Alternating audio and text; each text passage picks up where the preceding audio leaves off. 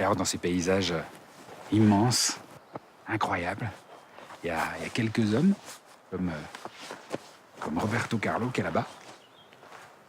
Il fait partie d'une petite communauté d'Indiens qui est là depuis très très longtemps dans ce petit coin de la cordillère des Andes. Ils étaient là avant les Incas.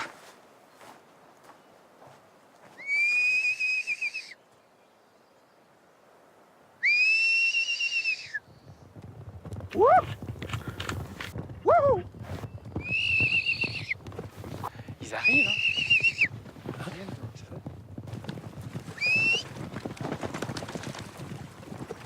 Le premier sifflement, c'est pour qu'ils relèvent la tête et que je les vois. Le deuxième sifflement, c'est pour appeler ceux qui sont plus loin, pour qu'ils se rapprochent.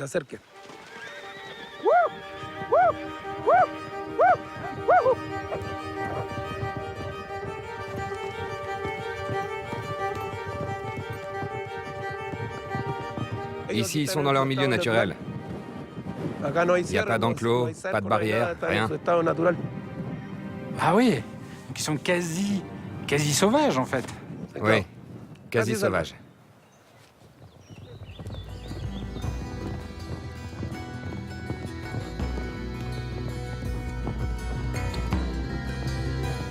Pendant des siècles, le cheval était le seul moyen de se déplacer dans la région.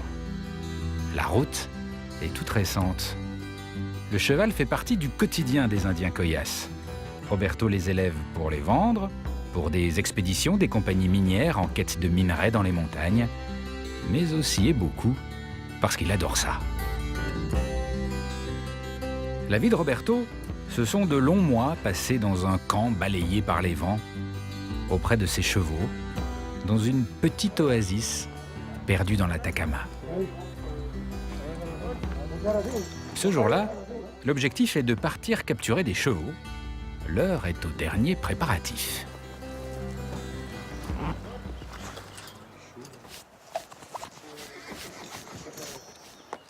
Et la région est sèche, regardez. Et il y a de la poussière dans le secteur. Bah oui, dans le désert, il y a de la poussière.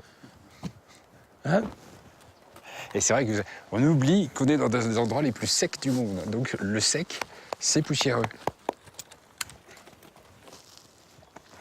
Vous leur faites une petite beauté? Je les tonds, un petit peu. Je lui coupe les cheveux. Pourquoi? Ils étaient en pagaille. Et trop chevelu, c'est pas le style chilien? C'est ça, on leur coupe. C'est trop moche sinon. Et donc ils passent chez le coiffeur tous les combien? Tous les 2-3 mois. Ah mais alors c'est marrant, vous étriez là. C'est en bois? Un étrier classique, il n'y a pas un petit bout en bois devant comme ça? Un petit chausson? C'est pour chevaucher en montagne. Ils sont bien durs. Ah. Ok. Ça nous protège des éclats de pierre. Maintenant, on va aller faire un tour pour chercher des chevaux semi-sauvages. On va voir si on arrive à en prendre un. On gagnera pas notre croûte si on n'en attrape pas un.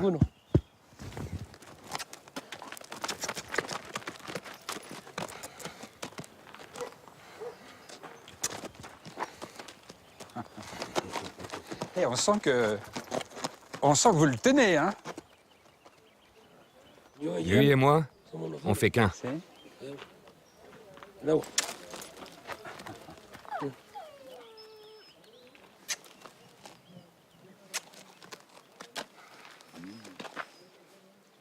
C'est toute ma vie. Celui-là, c'est moi qui l'ai dompté.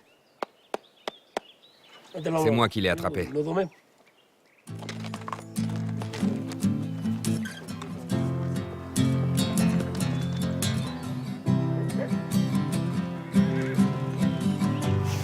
Les deux jeunes poulains que Roberto et ses compagnons veulent capturer sont nés en pleine nature. Et évidemment, pas du tout d'humeur à se laisser faire.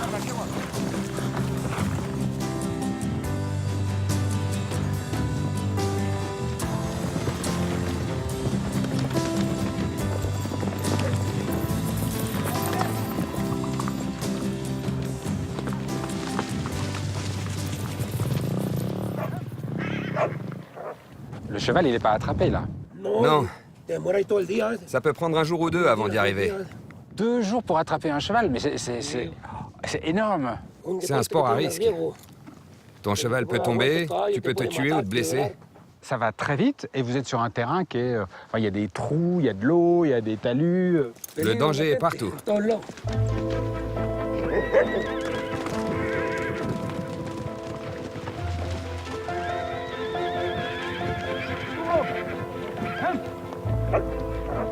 Ah, ça y est!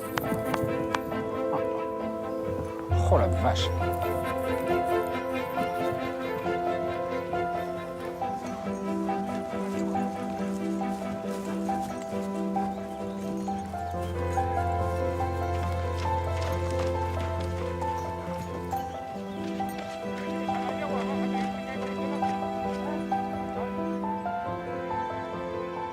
Ah, il est en berlificoté dans sa corde.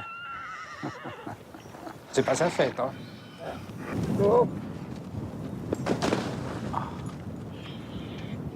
Et qu'est-ce qu'il faut faire maintenant?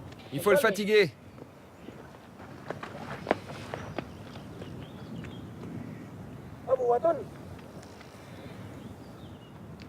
Et alors, quand on tient un cheval par les oreilles, ça le bloque. Oui, ça l'immobilise. Ok. Il perd l'équilibre, donc il perd de la force. Et ça va, il doit être exténué, le pauvre petit bichounou.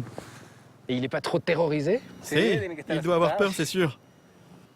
Et c'est pas dangereux, il vous fiche pas des coups de pied, des fois? Si, bien sûr. Si tu ne le tiens pas assez fort, il peut te faire tomber et s'échapper. Mais je préfère 1000 fois attraper les chevaux que de jouer au foot. J'adore ça. J'aime dresser les chevaux, les monter et galoper aussi. Alors vous êtes indien Koya, est-ce que les Koyas sont particulièrement forts pour faire ça? Est-ce qu'il y a quelque chose dans le sang? Oui. On tient notre force de la Pachamama, la terre-mère. Nous sommes ses enfants. C'est elle qui nous donne notre force. La force de la terre, comme ça, comment vous expliqueriez ça? On a la liberté de l'esprit et du cœur, du sang. On fait qu'un avec la nature. Tout ça. Vous voulez dire que ceux qui se sont détachés de la nature ou qui s'en occupent mal ont perdu une force, ont perdu quelque chose? Exactement. Ils ont perdu la force de l'esprit et du cosmos. Tu devrais monter à cheval. Là? Ouais. Ah non, je vais finir... Tu montes, on le lâche et tu te sentiras libre.